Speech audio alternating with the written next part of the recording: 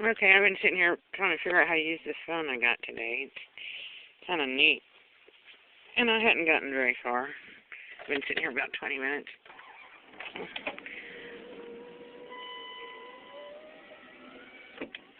And there was a black woman that walked off far when I got just about to this point. I was about 3 houses back that way, driving towards Alexander Street, this street here.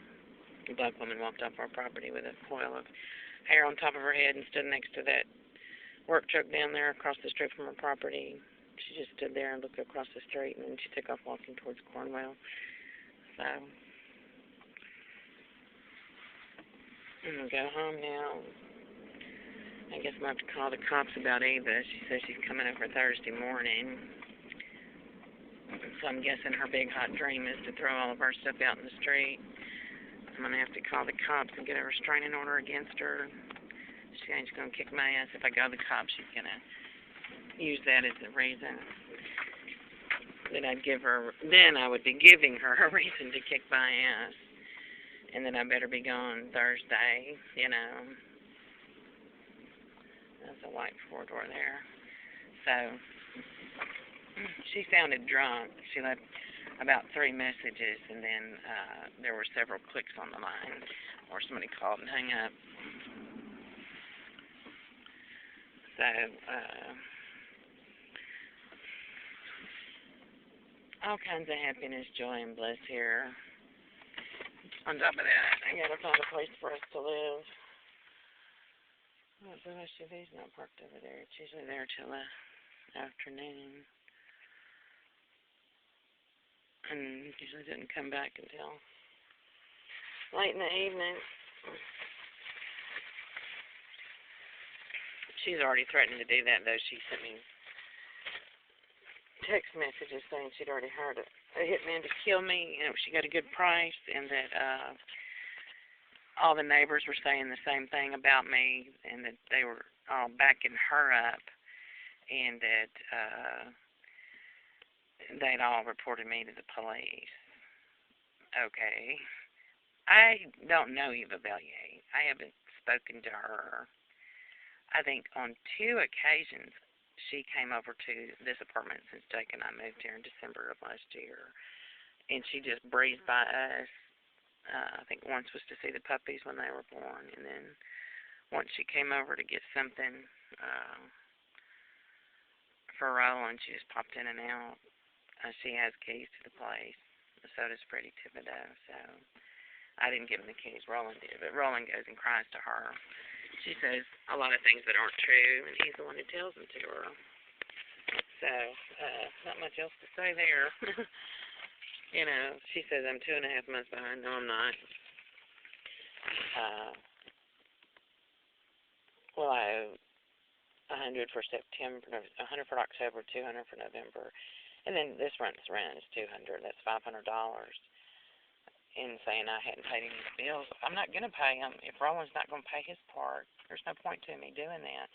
Because I was paying my half of them, and he wasn't paying his. And I come home one day after I'd been paying my part and found the electricity turned off. And then, first the cable was cut off first, and the electricity was. So,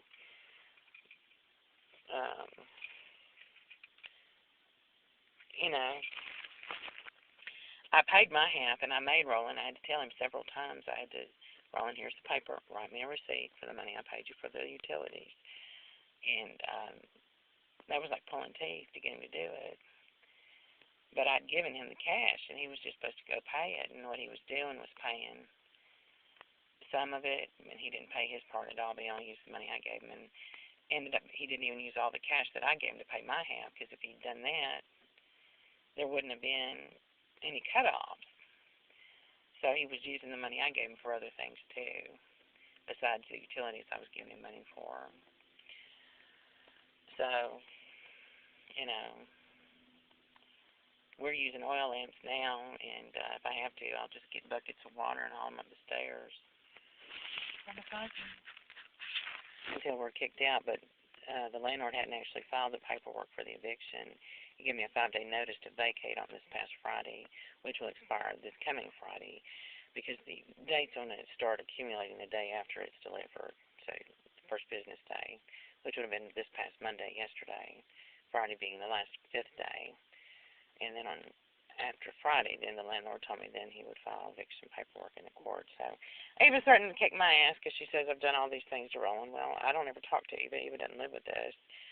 So what does Eva know about what I do or don't do? And Roland's going over there and bitching to her after he plays these stupid little pussy games that he's played with me. And you know, that's what it is. But she says she arranged a hitman, and she bugged our apartment, and that all the neighbors are backing her up. What the hell does she have to say about me and Jake? She doesn't have anything to do with this. She has only seen us 2 times in a year, and she only saw me. I know she saw Jake when she came to see the puppies, but we didn't have any conversation at all, you know. So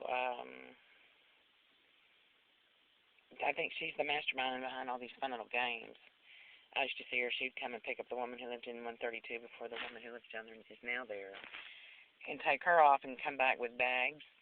And then she'd go over and take Shantae and Fred on the ground floor. Then she'd take, it looked like she was taking Pat and Ronnie. 2, she's self-employed like Sherry. They're self-employed, cleaning houses. Eva did 8 years for prostitution in New Orleans. You know, they don't give you 8 years the first time you're arrested, so she was a repeat offender there. Chronic drug addict, which Roland talked terrible about her when Paul Simons came over. And he's over there crying, saying now the electric bill's cut off and it's my fault. No, it's not my fault, Roland. It's your fault. It's never been my fault. And if you're not going to pay your part of the utilities, then why the hell would I do it, too? Same thing would happen again, wouldn't it? I went and paid on him again, and he didn't pay his part of them again. So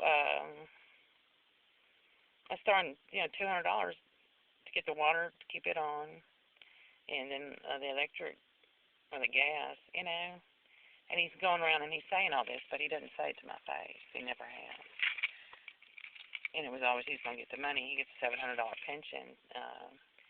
So he's trying to hang all this on me and say it's my fault. No, it's not.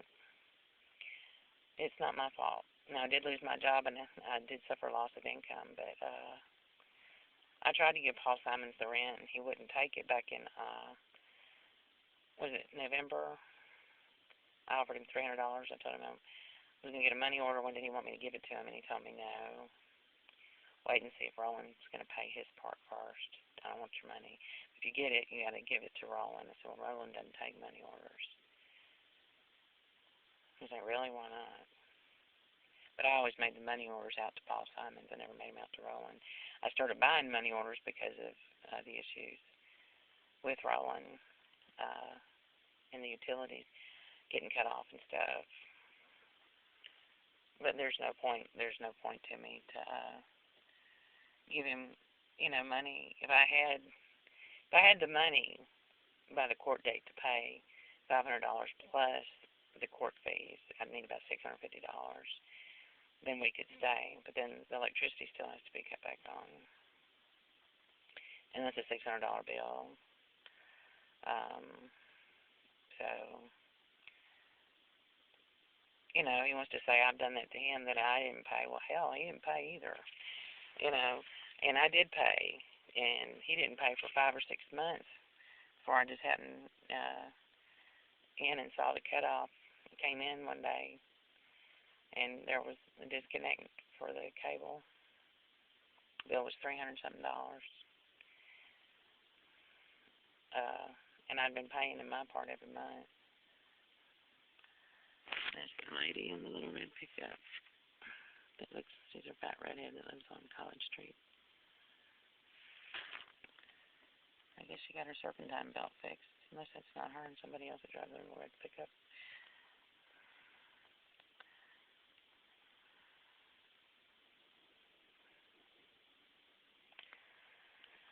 So, but she doesn't know what she's talking about. That doesn't mean I have to leave Thursday morning. It means if I don't leave by Friday at 5 o'clock, then the landlord will file papers for a trial for an eviction, which will be scheduled either the next week or the week after that. He said it'd be a couple of weeks after that. So that's the way the cookie crumbles. Eva doesn't live here. She's not a resident here. I moved in here to be housemates with Roland, not with Eva. And I guess she says she's moving in here Thursday. And I better get my stuff and get out and call me bitch and kick my ass and all this stuff.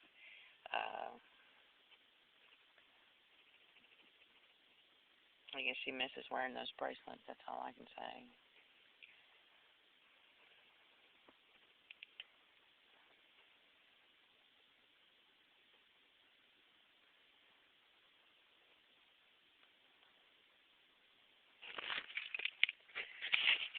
To do something like that, to go to that kind of an extreme, is just unbelievable, really. But if she shows up, I'll just call the cop and say she's not a resident here. And since I'm a resident here, I'd have to agree to allow her to move in too. It couldn't just be Roland's permission. And, there's a civil way people are kicked out and evicted from their homes that does not include somebody just showing up saying I'm moving in, because Roland says it has to be the permission of all parties. And there's no room for her. Jake and I are there, and Roland's stuff is still in Roland's room. Where's she going to stay? There's no place for her to live. There's no place for her stuff. So that's what I'm worried about, because I have to work Wednesday night all night, and Jake has school that morning, like he does every morning. So I'm going to have to go to the cops about it, or call them and have them come out here.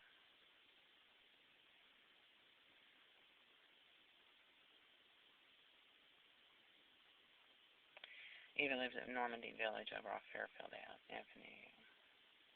Her rent's $5.50 a month. She has a little studio apartment.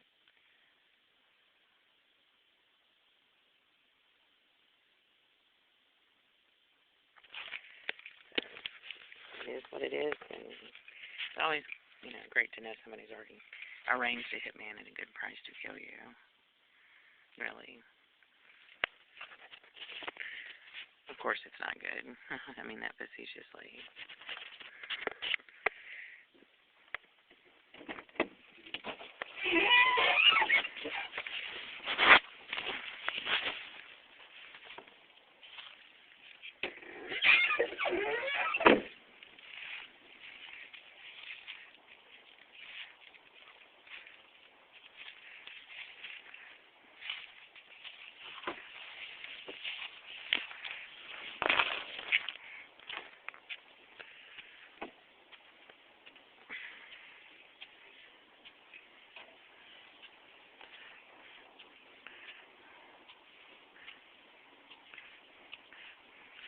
No mail.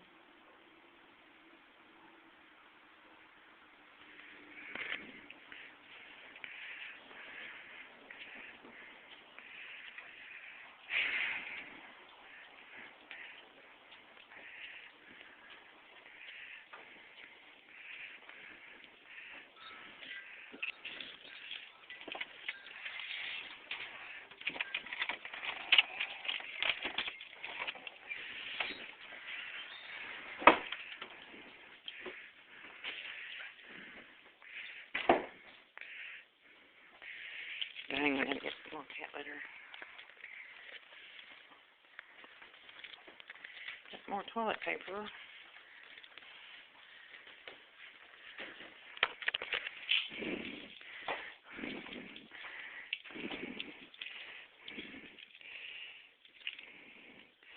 Nobody here but the cat.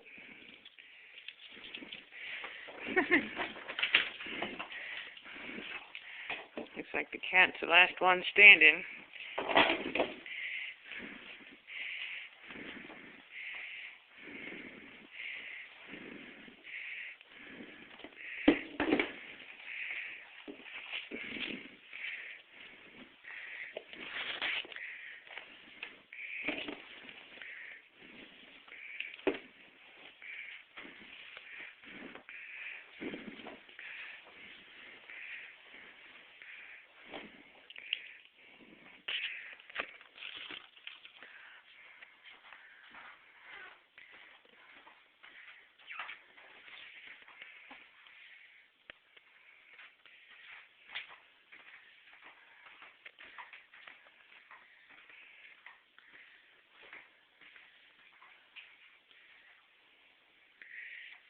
change that damn letter.